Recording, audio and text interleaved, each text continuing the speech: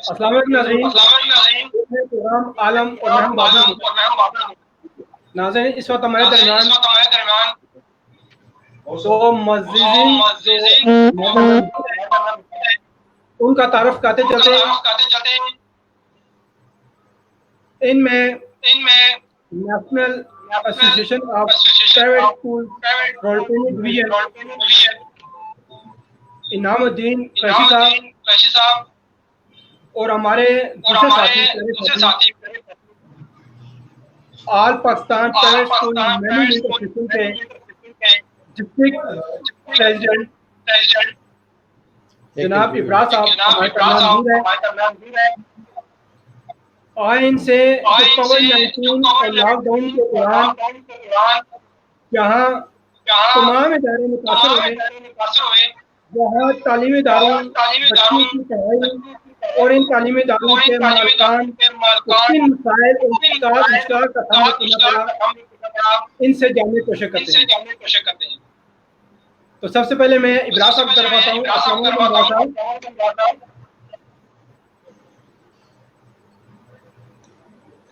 बाबा भाई, आपकी आवाज कुछ समझ नहीं आ रही मुझे। इब्राज साहब 3 से 4 माह हो गए कर रहे हैं, तो जहाँ तमाम इदारे मुतासर हुए वहाँ तो आपको किन मसाइल का सामना करना पड़ा फरमाएंगे आप? जी इब्राज साहब।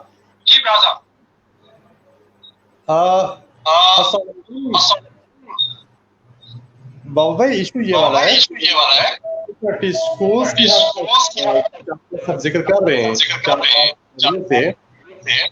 पुलिस तो बहुत ही है और सोने पे गवर्नमेंट है वो जितना यही है वो टेलीविजन पे आप करीम साहब को देख रहे होंगे तो वो किस तरीके से आके करते हैं कि फीसेस नहीं देनी और कमी करनी है। तो हमें तो डिफरेंट मसाइल ही हमारे सामने।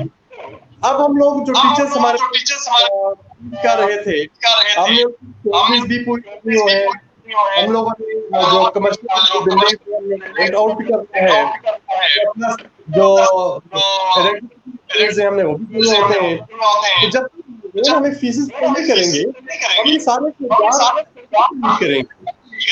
बहरहाल इशू ये अभी डिवीजन में 4 स्कूल हो चुके हैं और मुझे खतरा तो ये है कि गवर्नमेंट के हालात ये है कि गवर्नमेंट के पास पहले ही जो स्कूल्स हैं उनकी तारीफ इतनी कम कि लोग को रुख करते हैं। अच्छी तालीम के लिए भी अगर अच्छी तालीम के लिए गवर्नमेंट की गुंजाइश थी तो लोगों की मजबूरी है कि प्राइवेट रुख करते हैं। अगर हालात जैसे ही रहे ने किया तो हमारे जैसे जो लोग बैठे हुए थे 5 महीने से अपने जेब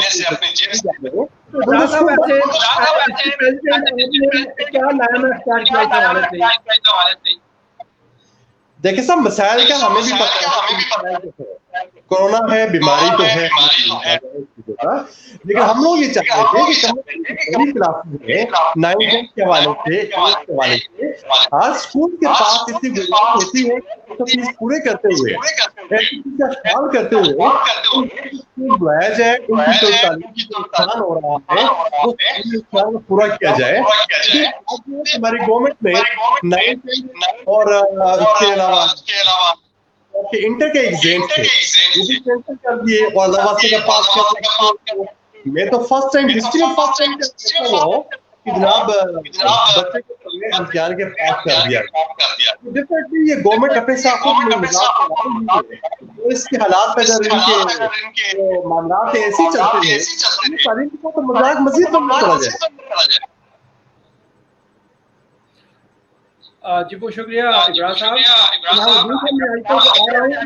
क्योंकि नादानी अफवाज या नादानी होती है तो सबसे पहले तालीमी इदारे बंद किए जाते हैं। तो आज लॉकडाउन और कोविड-19 के बाद तालीमी इदारों को बंद कर दिया गया। 3-4 माह से बंद पड़े हैं आप एज ए प्राइवेट स्कूल नैब के आप क्या मतलब रखते हैं, क्या कहते हैं? बिस्मिल्लाहिर्रहमानिर्रहीम। रब्बि इश्रह ली सदरी व यस्सिर ली अमरी वहलुल उक़दतम मिन लिसानी यफ़क़हू क़ौली।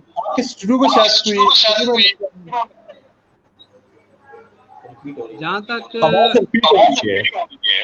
इस वक्त की सूरत हाल का ताल्लुक है, अरसा जी मैं आवाज का देता हूँ, फरवरी मार्च अप्रैल से अभी तक का जो सिलसिला चल रहा है, ठीक है।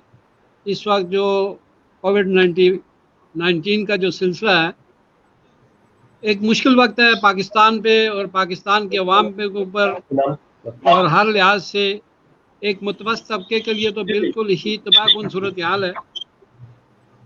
और अगर हम जहाँ तक देखें स्कूल्स का ताल्लुक है,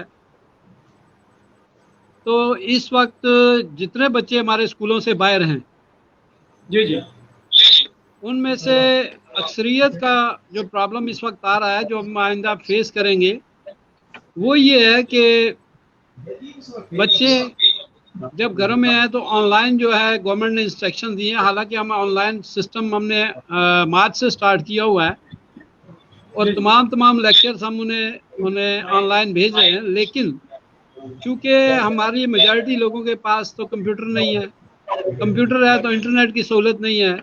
अगर इंटरनेट मौजूद है तो उसकी स्ट्रीमिंग इतनी स्लो है कि वो हमारे लेक्चर्स को अटेंड नहीं कर पाते।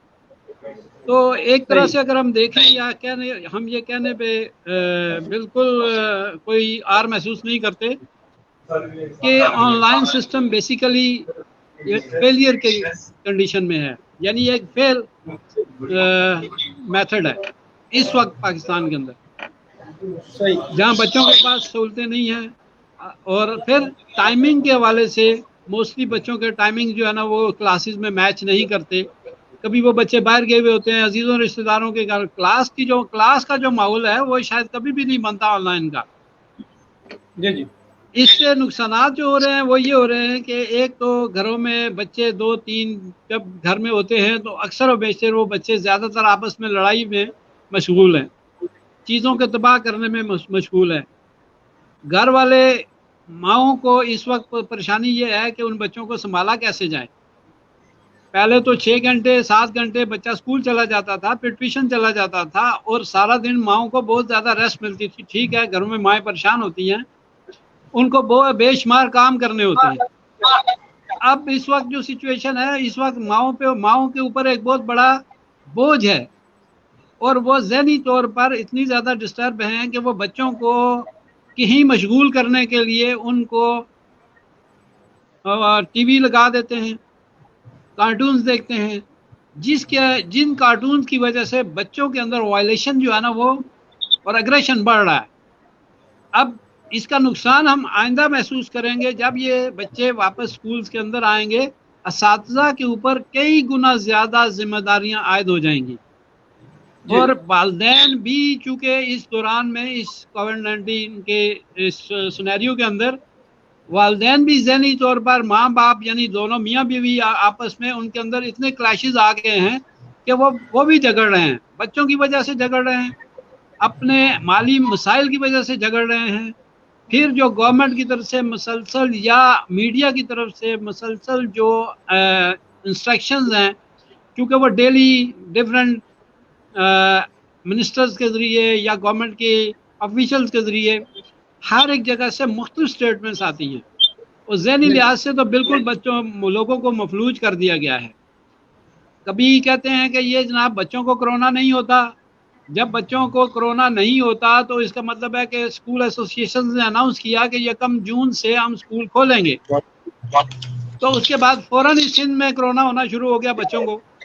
WHO ने पहले कहा कोरोना बच्चों में नहीं होता, ट्रम्प कह रहा है कि बच्चों में कोरोना नहीं होता, हमारे अपने डॉक्टर्स पहले कह रहे थे कि बच्चों में कोरोना नहीं होता, लेकिन जैसे ही एसोसिएशंस ने अनाउंस किया कि 1 जून से स्कूल खोलेंगे, सिंध में 300 साढ़े 300 2 दिन में बच्चों को कोरोना हो गया। इनाम साहब अपना आपने नेक्स्ट के लिए क्या नया तैयार किया इस हवाले से, आगे बढ़ेंगे। अब बात यह है कि हमारे पास तो ज़ाहिर है जितना एजुकेटेड सिस्टम है, टीचर्स हमारे एजुकेटेड हैं, हम लोग खुद ज़ाहिर एजुकेशन सिस्टम से हैं, हम तरबियत करने वाले लोग हैं, तो जितने अच्छे तरीके से SOPs का इस्तेमाल स्कूल्स वाले कर सकते हैं वो शायद किसी जगह पे भी, मार्केट्स में देख लें आप, मुख्तलिफ मॉल्स के अंदर देख लें, मुख्तलिफ जगहों के अंदर आप देख सकते हैं कि SOPs का वो इस्तेमाल नहीं कर पा रहे जो कि इदारों में होता है। इससे पहले भी हमने बेशुमार SOPs जो गवर्नमेंट के हम पे नाफिज होते हैं, जैसे डेंगू के हवाले से है और पोलियो के हवाले से है, हमारी कोऑपरेशन गवर्नमेंट को हर वक्त हाजिर रही है। इस दफ़ा भी हमने प्लेटफॉर्म जो है वो सुपीरियर ग्रुप ऑफ कॉलेजेस की तरफ से हमने ऑफर किया था कि हम अपने तमाम स्कूल्स को क्वारंटीना सेंटर बनाने के लिए ऑफर करते हैं, आप हमें ट्रेनिंग दें, हमारा स्टाफ भी हाजिर है फ्री ऑफ कास्ट, बिल्डिंग भी फ्री ऑफ कास्ट हम देने के लिए तैयार थे। हम तो गवर्नमेंट के साथ हर लेवल पे तावन करने वाले लोग हैं और इंशाल्लाह आइंदा भी गवर्नमेंट के मसाइल के साथ शाना बिशाना खड़े होंगे। जी बरार साहब, आपको मेरी आवाज आ रही है? जी बाबर साहब, आपकी आवाज तो आ रही है ना? अच्छा बरार साहब, आप ये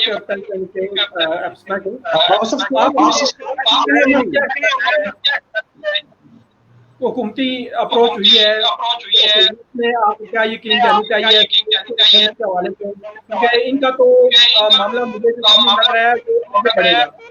आप किसी जमात से बात हुई है, क्या यकीन करनी हुई है? मुझे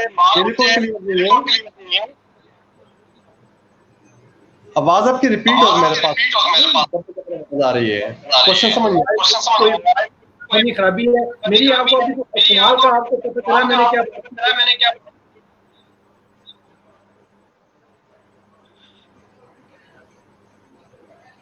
भी आवाज नहीं आ रही बाबर साहब, आपकी आवाज के लिए मेरा ख्याल है खराबी हो रही है।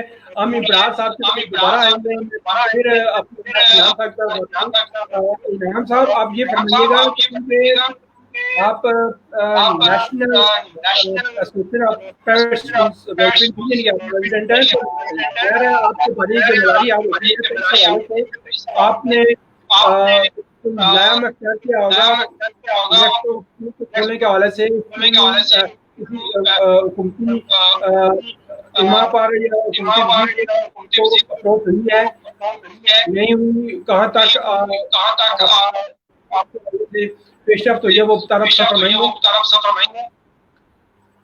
जनाब बाबर साहब, बात यह है कि गवर्नमेंट की जो ऑफिशियल्स के साथ और डिफरेंट मीटिंग्स के हवाले से हमारी काफ़ी दफ़ा मीटिंग्स भी हुई, प्रेस कॉन्फ्रेंसेस भी हुई और मुख्तलिफ जगह पे हमने अपने मसाइल को आगाह करने की कोशिश भी की है। और उसमें जो पेशरफ्त के हवाले से है, मुझे अभी तक जो सूरत हाल है वो स्वाय एक ज़बानी जमा खर्च के मुझे कुछ ज़्यादा पेशरफ्त नज़र नहीं आ रही। वालदैन जो है वो फीसिस देने के लिए तैयार नहीं है ऑनलाइन पे, और स्कूलों के अखराजात जो हैं वो किसी तरीके से भी हम पूरे नहीं कर पा रहे। और इसके साथ साथ हम ये कहते हैं कि हमारा जो टीचिंग स्टाफ है, जो कि 1000 बच्चे की अगर किसी बच्चे का स्कूल है अगर, तो उसमें कम से कम जनाब हमें 70 स्टाफ टीचर चाहिए होते हैं, स्टाफ मेंबर 70। और इसके लिए हमें जो क्लासरूम चाहिए होते हैं वो तकरीबन 50 के करीब क्लासरूम चाहिए होते हैं। जी जी। अब ये जो चीज़ है इसमें हम देखें तो हमारा जो खर्च 70 अगर हम देखते हैं 70 टीचर्स हैं तो ये 14 लाख रुपया इसकी तनख्वाह बन जाती है। और बिल्डिंग अगर 50 कमरों की बिल्डिंग अगर लें तो आपको भी पता है कि इस वक्त शहरों के हालात ये हैं कि बिल्डिंग 2.5 से 3 लाख 3.5 लाख रुपया पर मंथ किराए पे आपको इतनी बड़ी बिल्डिंग, यानी ये भी बड़ी ढूंढने के बाद मिल सकती है। तो ये सारा कुछ करना 14 और ये तकरीबन 18 लाख रुपया तो आपका सीधा सीधा जो है ना ये इस एक्सपेंस में चला जाता है, जो कि 1000 बच्चे वाला स्कूल है, उसमें के फीस 2000 है, तो हमने टोटल वसूल करना है 20 लाख, जिसमें 10% अगर हम निकाल देते हैं गवर्नमेंट के इंस्ट्रक्शन के मुताबिक के बच्चों को हमने 10% बच्चे हम फ्री पढ़ाते हैं, तो अगर हम उनको निकाल देते हैं तो इसका मतलब ये है कि हमारे पास जो है वो 2 लाख रुपया 4 लाख रुपया वैसे निकल जाता है। पीछे रह गया जनाब 16 लाख। हमारे अखराजात 19 लाख हैं। अब 19 लाख हमारे अखराजात बनते हैं और हमारी आमदन जो है वो 20 लाख बनती है। जनाब हमारे मोहतरम पंजाब के मिनिस्टर ऑफ एजुकेशन जो है मुराद राज साहब पिछले दिनों मुख्तलिफ जगह प्रेस कॉन्फ्रेंस करते नजर आए और वो कैलकुलेशन करके बता रहे थे कि जनाब प्राइवेट सेक्टर एक माफिया है और वो एक वक्त में जिनके पास 1000 बच्चा है, 2000 रुपया फीस है, तो वो 15 लाख रुपया बचाता है। 5 लाख खर्चा होता है और 5 लाख तो बिल्डिंग का रेंट नहीं होता। 70 टीचर हैं, 20,000 एक को तनख्वाह दें तो वो 14 लाख रुपया बनती है। इसके अलावा आपके जो बाकी एक्सपेंस हैं सिक्योरिटी के, मुख्तलिफ टैक्सेस हैं, यानी ओल्ड एज बेनिफिट के हैं, दूसरा बोर्ड टैक्स है, प्रोफेशनल टैक्स है, रजिस्ट्रेशन टैक्स है, आपका बोर्ड के एफिलिएशन का टैक्सेस हैं, और ये सारी चीज़ें अगर हम देखें, और इनकम टैक्सेस के अलावा है, ये सारी चीज़ें अगर डालने के बाद देखें तो कोई भी इदारा जो चाहे कितनी बड़ी स्ट्रेंथ वाला हो, वो एक मुश्किल से उसकी सर्वाइवल है। और ये इदारा 1000 तादाद तक पहुंचाने के लिए आपको कम से कम 20 साल का अरसा चाहिए होता है। 20 साल लगते हैं किसी इदारे को बनाने में। जो एक दिन में कैलकुलेट कर लेते हैं वो तो बड़ी आसानी से कैलकुलेशन हो जाती है, लेकिन मसाइल जो हैं वो उन लोगों के हैं कि इस वक्त सिचुएशन ये है हमारी कि अक्सर और बेशतर स्कूल जो है ना वो उनकी बिल्डिंग्स बंद हो चुकी हैं, किराया नहीं दे पा रहे, टीचर्स की सैलरी नहीं दे पा रहे। अप्रैल में हमारे पास जो रिकवरी हुई, फी रिकवरी, वो तकरीबन 60% थी। मई में हम आके तो पता चला कि हमें इस वक्त 30% पे आ गए, क्योंकि गवर्नमेंट ने हर दफ़ा, हमारे प्लानर्स ने हर दफ़ा अनाउंसमेंट यकम से 1-2 दिन पहले अनाउंस कर दिया कि जी इतने मजीद एक्सटेंड हो गया है लॉकडाउन। अब वो जैसे ही एक्सटेंशन का पेरेंट्स सुनते हैं तो वो नहीं आते। फिर उन्होंने अब मई में, अब जून में जाके इस वक्त सिचुएशन ये है कि हमारे पास अभी 2% पेरेंट्स नहीं आए और ना ही आएंगे। क्यों कि ये अनाउंसमेंट इस वक्त जो सिचुएशन चल रही है ये क्या एक सुनाई देता है, मुबैना तौर पर ये हमें पता चला है कि ये जनवरी फरवरी तक ये जा रहा है। तो इस वक्त पेरेंट्स हमें फीस देने के लिए तैयार नहीं हैं। अब स्कूल तबाही की तरफ जा रहे हैं और प्राइवेट सेक्टर इस वक्त बंद होता चला जा रहा है और कोई भी सिचुएशन ऐसी नहीं है, ना उनके पास पैसे हैं, जो कुछ है पहले से बेच बिटा कर हमने 2 महीने तनख्वाहें भी दे दी हैं, किराए अभी तक हमारे पेंडिंग है। बिल्डिंग मालकान हमें जोर दे रहे हैं कि जी या खाली करें तो या आप इसको हमें पेमेंट करें, वो हमें रिलैक्सेशन देने के लिए तैयार नहीं है। स्कूल गवर्नमेंट नहीं खोल सकती क्योंकि कोरोना है, और हम भी अपने बच्चों के बारे उतने ही फिक्रमंद हैं जितने वो लोग हैं, शायद हमारे बच्चे उनसे ज़्यादा, क्योंकि हमारे ही बच्चे हमारे स्कूलों में पढ़ते हैं।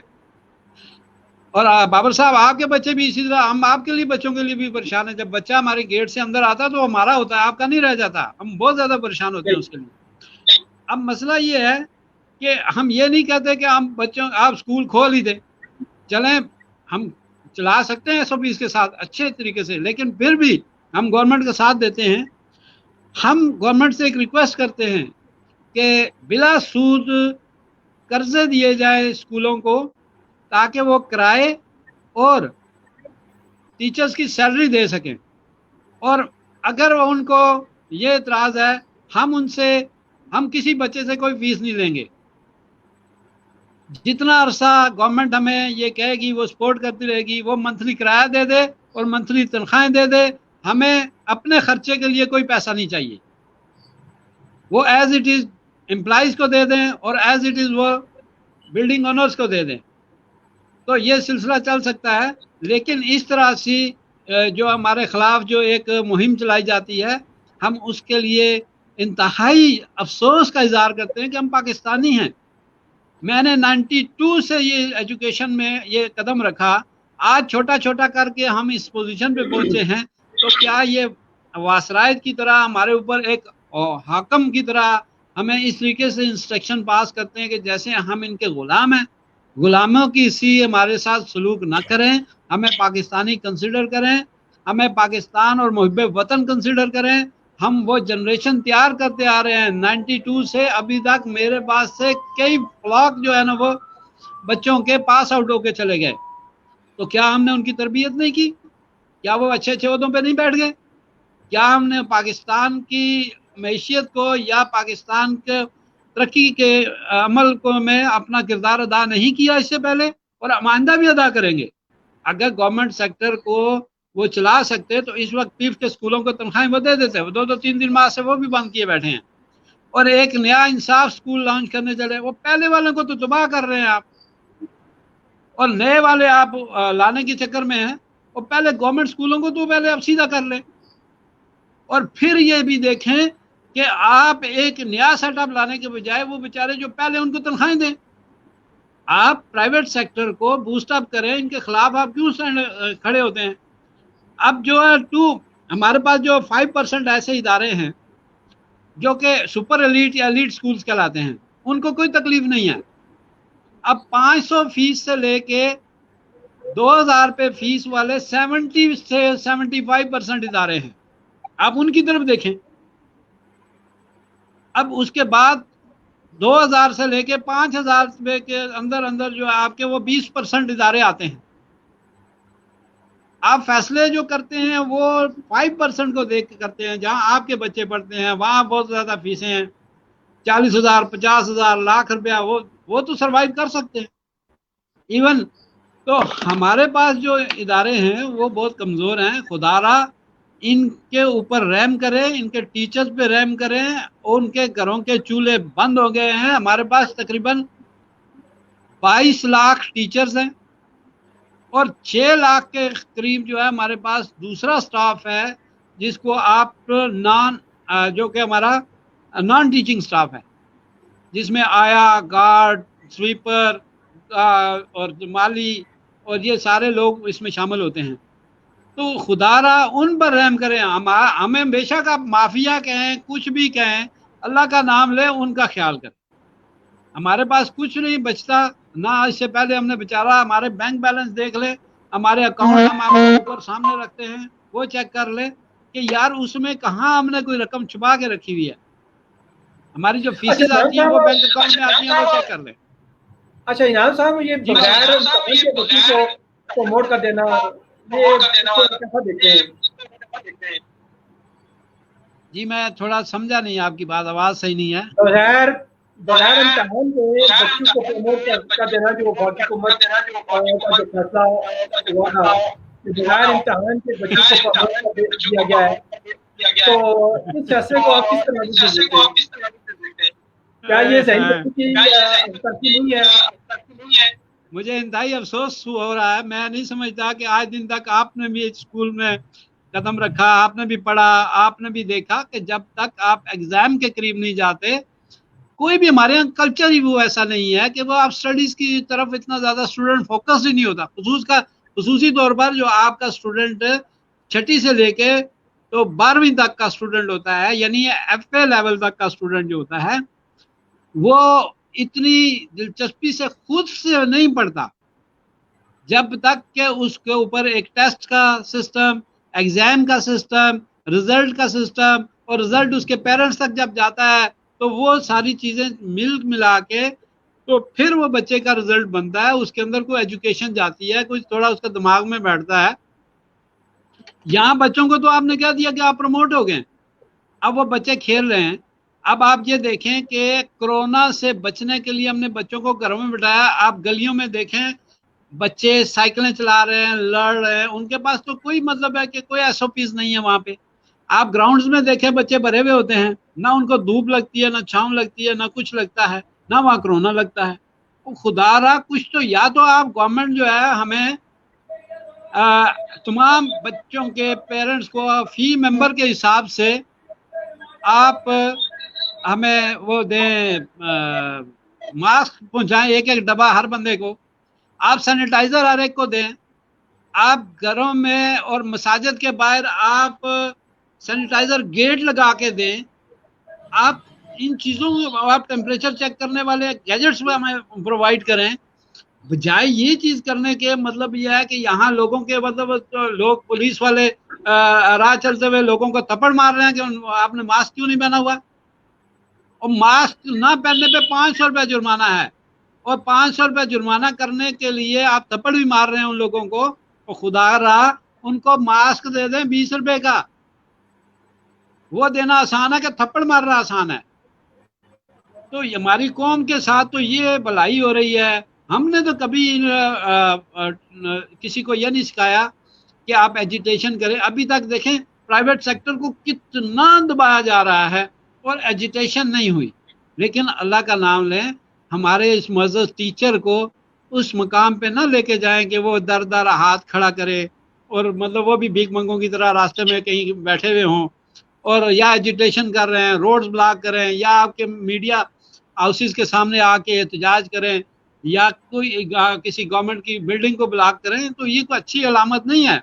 हम लोग तरबियत करने वाले लोग हैं, और तरबियत के अमल ही से हम ये देखना चाहते हैं कि गवर्नमेंट को ये एहसास हो जाए कि इन गरीब असातिज़ा को, इन नॉन टीचिंग स्टाफ को, इनकी सर्वाइवल के लिए जो इतना बजट आपने मुख्तस किया हुआ है, तो उनके घरों तक आप, ये जो लेडी अर्थ वर्कर है ना, ये हर घर को जानती हैं, आप भी जानते हैं।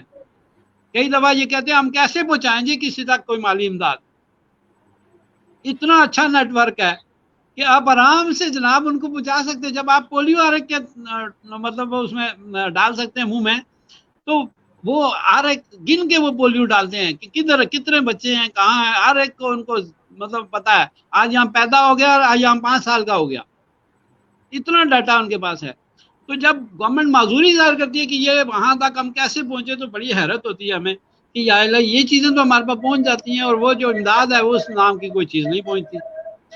तो इसलिए खुदारा हम बेवकूफ़ तो ज़रूर हैं, पर मज़ीद बेवकूफ़ हमें ना बनाया जाए।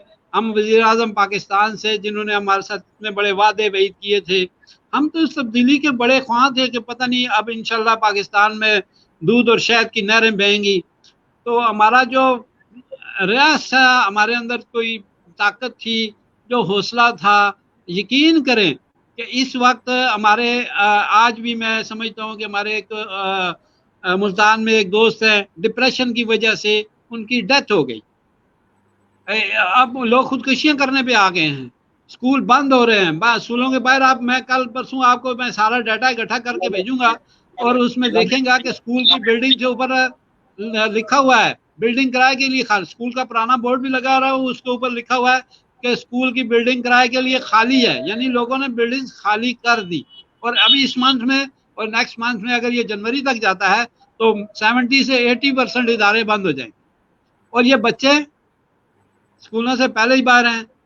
और इखलाकी लिहाज से तो भाई इंटरनेट और मोबाइल और आपका टीवी मीडिया और कार्टून और ये मतलब मोहल्ले में वैसे फिरना, और ये सारी चीज़ें अब 8, 9, 10 के बच्चे शीशा पीने में मगन हैं, स्नूकर खेलने में मगन हैं, और दूसरी तीसरी चीज़ों पे मगन है। यानी एक ऐसी बेराह रवि हमने अपनी कौम को दे दी है कि हम समझते हैं कि पता नहीं अब हम इस कौम को दोबारा स्टेबल करने के लिए इन असातिज़ा पे इतना ज़्यादा बोझ पड़ जाएगा कि मैं समझता हूँ कि ये मुश्किल होगा इस कौम को संभालना। और मैं तो ये दुआ करता हूँ बाबर साहब के, अल्लाह ताला हम सब के, हमारे बच्चों को, हमारा जो मुस्तकबिल है, हमारे पाकिस्तान के कौमी हीरो जो बनने वाले हैं, आइंदा जो मुस्तकबिल है, उनकी बागडोर पाकिस्तान के संभालने वाले हैं, अल्लाह ताला उन पर रहम करे, हम सब पर रहम करे। तो आप ये हमारे लिए दुआ भी करें और अरबाब इख्तियार तक ये बात पहुँचाएँ कि आप बिला सूद कर्जे दे दें, आप डायरेक्टली तनख्वाहें टीचर्स को दे दें, आप डायरेक्टली रेंट जो है वो बिल्डिंग ओनर को दे दें, स्कूल ओनर्स को 1 रुपया ना दें। और इंशाल्लाह हम आप एसोसिएशन की तरफ से मैं आपसे ये वादा करता हूँ कि हमारी एसोसिएशन के जितने भी इदारे होंगे फ्री ऑफ कास्ट सारे बच्चों को पढ़ाएंगे, किसी से फीस नहीं लेंगे। बहुत शुक्रिया, बहुत शुक्रिया नाज़रीन आपका और आपका बहुत शुक्रिया नाज़रीन। जैसा कि आपने देखा और सुना कि इन लोगों के जायज़ मुतालबात उनका मुतालबा तो यही है कि 21 फीस के तहत तालीमी इदारों को खोला जाए। अगर ये मुमकिन नहीं है तो इस वक्त तक बिला सूद स्कूलों को तालीमी इदारों को कर्जे दिए जाए ताकि ये लोग असातिज़ा को तोहफ़े दे सकें। नए प्रोग्राम के साथ गुजरेंगे। अल्लाह हाफ़िज़। जज़ाकल्लाह खैर। अस्सलाम वालेकुम।